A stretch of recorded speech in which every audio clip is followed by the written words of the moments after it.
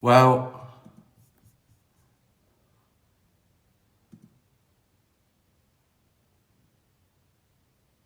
failed.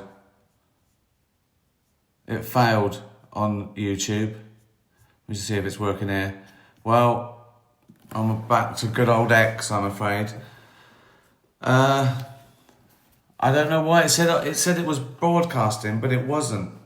So, fuck's sake. Oh God, why does this always fucking happen? Oh, I've got to sort it out. Oh God, so fucking stressful and annoying. Look at me, fat and red and tired and old.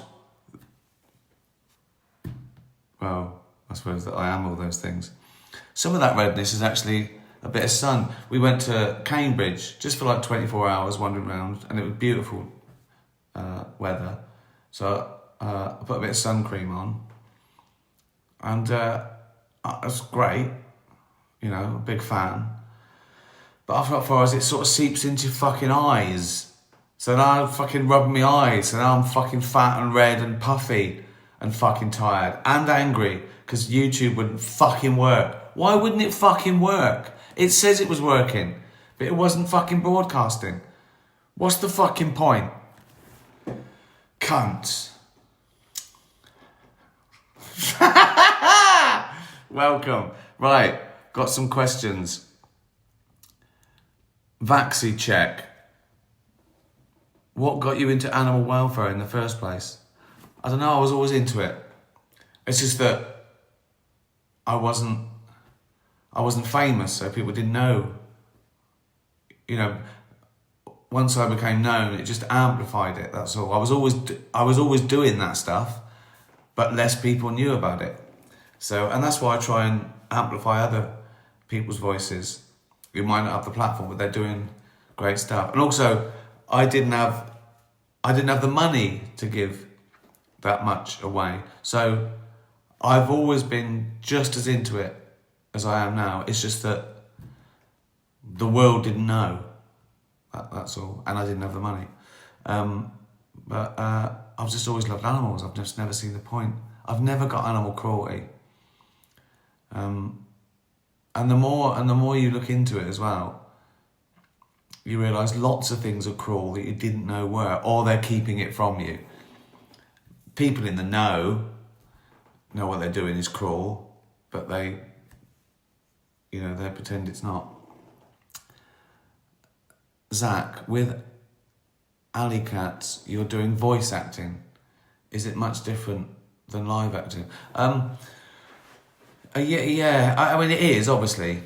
You're sitting in a chair doing it like you're running along the road and fighting or whatever. But particularly with alley cats, we kept the principles of live action and drama. Like, if someone went by on a motorbike, it didn't sound like a wasp. It wasn't a cartoon. We used a real bike. The soundscape is realistic sort of drama soundscape. That the cats don't sort of stretch out of all proportion and do things they couldn't possibly do, well, except talk.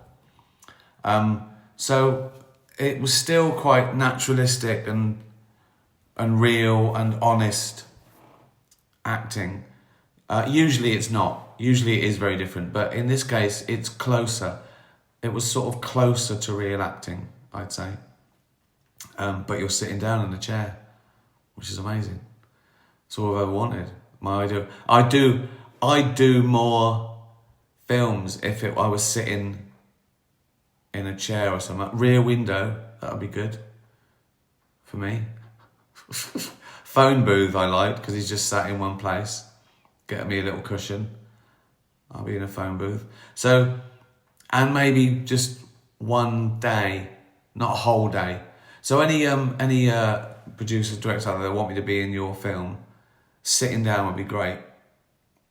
And no silly costumes, not too much hair and makeup, which is another great thing about alley cats. No hair and makeup. Sitting down, no hair and makeup, one day. Think about it. $1 million. Joss, if you were to make an English version of Cheers, which role would you play? Norm. In fact, I sort of based Tim in The Office on a bit of Norm and a bit of a bloke I used to work with. Sort of fused them. So, yeah, I love Norm.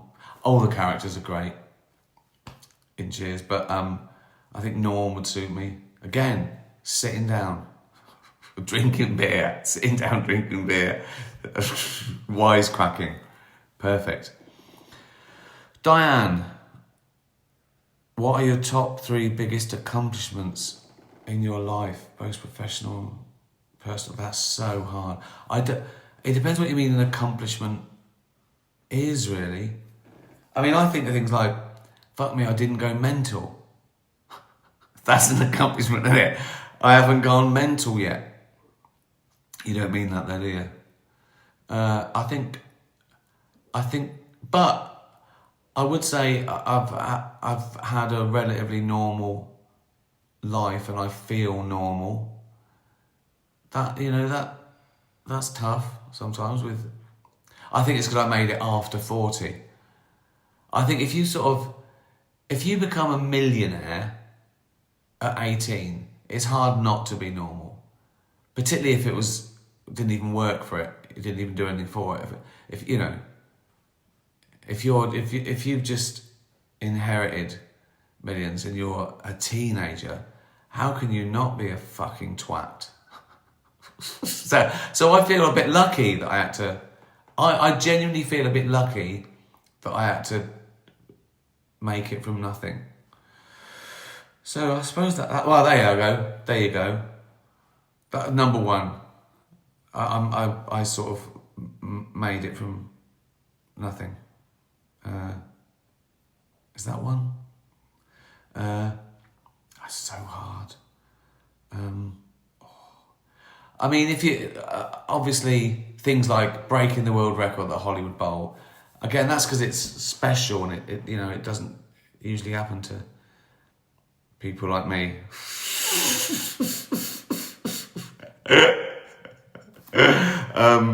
Breaking the record at the Hollywood Bowl, just playing the Hollywood Bowl, selling out the Hollywood Bowl, pretty amazing. I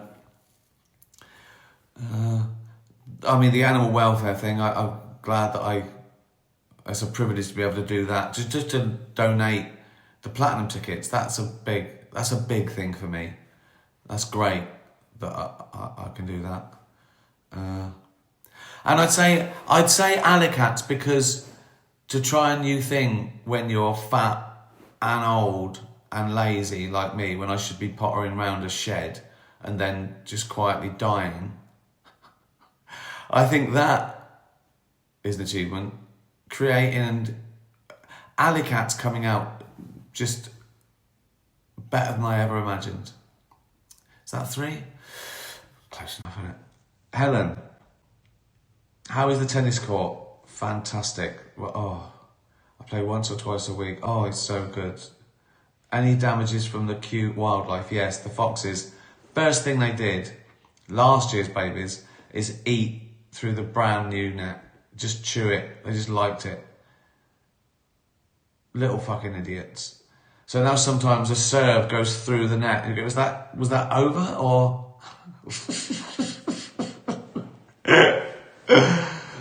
But yeah, it's great. It's yeah, I love it. I love tennis. I love tennis. Julia, someone I know recently told me that they had seen a clip of you shouting at a child. I told them it was from Afterlife, not real life. Yeah. Do people often mistake your character or your stand-up persona for the real you? Yeah, of course they do. Because they don't know me. So they have to make assumptions on things they've seen, I guess. I mean, I suppose you're allowed to judge people. They're allowed to judge me on this, I guess. This is sort of me. You know, even now I'm mucking around and saying things I don't mean, I guess. Well, jokes. Just jokes. Some people take jokes seriously. I mean, there seems to be a drop off of people who understand sarcasm and irony in the last 5 to 10 years. Like, I did a little thing. I was just sitting by a tree and I did a little thing for a laugh, a video. It was me pretending to do sort of political satire. And the joke was that I was really bad at it. And I captured it like, it was me going things like, oh, bloody hell, government, innit? Keir Starmer, cool, It was rubbish. It was meant to be rubbish. That was the joke, that political, I was no good at it. And I said, oh, I'd love to get on if I got news for you, or Mock the Week. And there's people going, this isn't very good. I'm going, it's a fucking joke. It's a fucking sketch. And so people were going, I reckon you'd get on Mock the Week. Could I? Fuck me. Could I? Fucking hell. Some people are just fucking thick. Some people are willfully ignorant as well. They know it's a joke, but they don't like you, so they go, oh, that's a bit nasty. Who cares? Who gives a fuck? They're idiots. But yeah, I quite like it. I quite like it when people don't get the joke. People think that I'm offended. I don't. I like it because it makes me look a twat. Because most people do get the joke. So, you should never be offended if people don't get a joke. It says more about them than you. So, Rick, what would you be doing at 6 p.m. on a Sunday as a teenager? Mine was listening to the chart rundown. Yeah, exactly that. Yeah, certainly from like the mid-70s to the late 70s. Was that Simon Bates doing the top 40 or 20? I think so. And I used to try and tape it as well. I had this sort of like this little black ghetto blaster thing. So I would sort of hover over it, waiting if maybe you like 10 songs in the charts. And when they said, in at number 3, The Police and So Long, like that, I'd try and cut out the DJ and then try and stop it before he started talking at the end. So I'd get my favourite 5 to 10 tracks from the charts. And before that was Annie Nightingale, where I first heard The Police, I think, which I mentioned. That's exactly what I'd be doing. In the summer, I'd probably be out, but if the weather wasn't great, I'd be taping the charts. Yeah, waiting for tea. Sunday was a big tea. My mum did all the baking Sunday all day. Sometimes I couldn't have a bath on a Sunday because the fucking jellies and trifles and things would be cooling down in it. 3 inches of cold water. Oh, God. Yeah. Yeah, Sundays was a great day. Shaz, what is the funniest scene you've ever tried to film? How many takes? Oh, well, there's one scene that I literally couldn't finish. It's not in it. We didn't finish it. It was in Derek where Kev was meant to be telling Derek and the sort of film crew about him getting off with Janice the other day. And he has to say, I can't even say it, okay? He says things like, if she were to reverse it, I wouldn't stand a bloody chance. It's really funny, and it just tickled me to the point where I just couldn't do it anymore. And it went on and on and on. There's the outtake on YouTube or something. Fucking YouTube. Couldn't get fucking YouTube Live to work. Subscribe anyway, I'll work. I'll work out how to do it. It's sort of like 2 weeks on and 1 week off, innit? I would try and do YouTube Live. Fuck's sake. Gonzo the Cat. Dear Uncle, normal. My mummy's favourite 2 scenes in Afterlife are when the little girl says her name is Lisa, yeah, and when Postman Pat picks up the leaflet for Kath, yeah. Do you have a favourite scene that you're most proud of? Oh, I like I thought all the video footage was quite poignant because you know where he is now and you knew what his life was then. He just had the perfect life and relationship. So they sort of hit hard.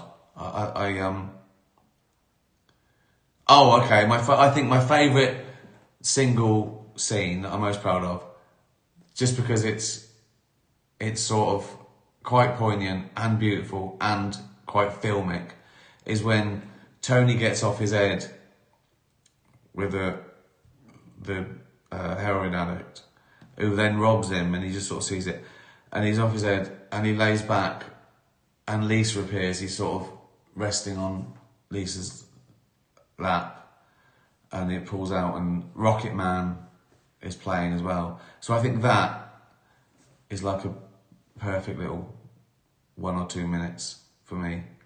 And I only did it once as well, which is, I think that makes it more special. Yeah. Siddiqui O'David. Are there any current British comics you find funny and worth watching? Well, the gang I do my warm-ups with, my new material nights with, are really great. Like Sean McLaughlin and Matt Bragg and Red Richardson, Andrew Mensah, Michael Adewale, who else have I used? Josh Pugh. Josh Pugh does little sketches as well on Instagram and Twitter, and they're really good observations. He's really good at getting one little observation and then sort of acting it out. Yeah,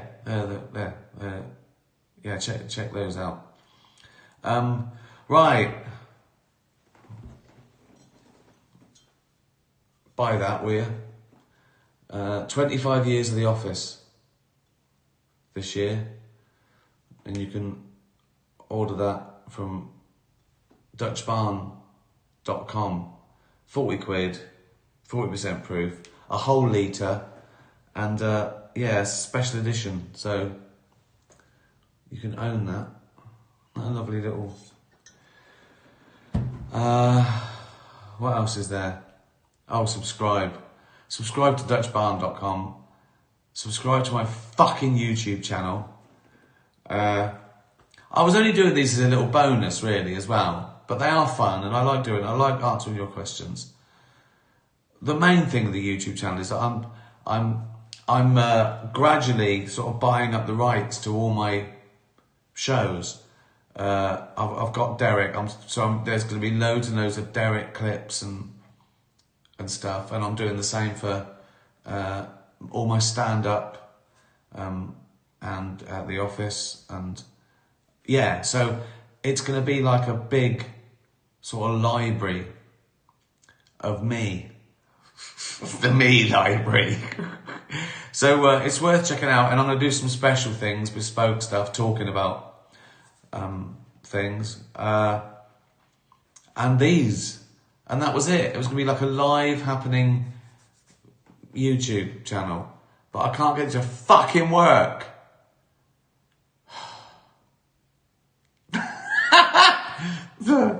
Fucking hell, I'll have a fucking heart attack before it's finished. Thanks for anyone who's watching on YouTube. I'm sorry. I'll put this on YouTube. Slagging off YouTube.